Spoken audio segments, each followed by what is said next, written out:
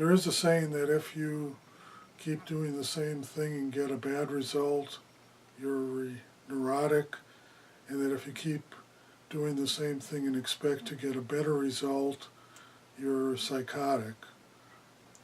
Scott Drexler and Eric Parker were tried for a second time based on what they did at the Bundy Ranch standoff in Bunkerville, Nevada.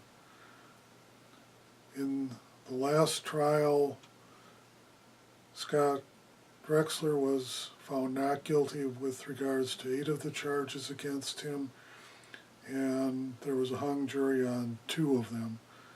The count was 11 jurors were voting for acquittal and 1 was voting for a guilty verdict. With regards to Eric Parker, he was acquitted on 6 charges and the jury hung on 4 charges. In that case, also, the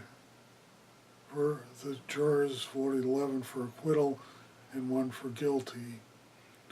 Based on that, a third time, it's not likely that it will be the lucky charm for the federal government, and there will be either an acquittal or a not guilty verdict.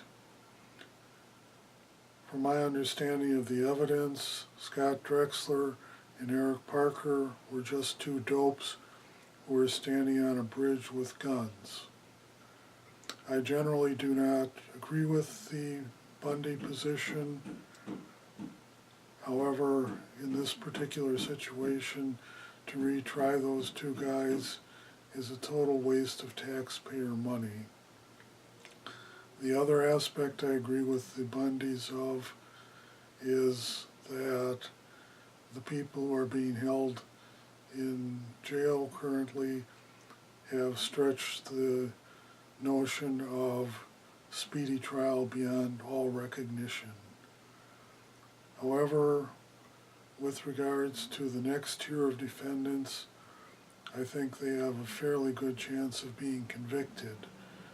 If you remember, in the first tier, 2 people were convicted, and both of them were in the wash area as opposed to being on the bridge where the last 4 defendants were.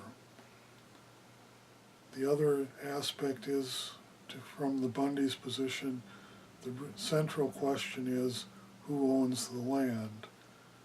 The acquittal of the defendants does not mean that that question has been resolved.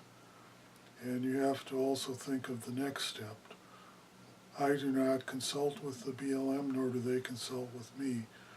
However, I would guess that after all the criminal cases are resolved, they are again going to go to try and remove the cattle.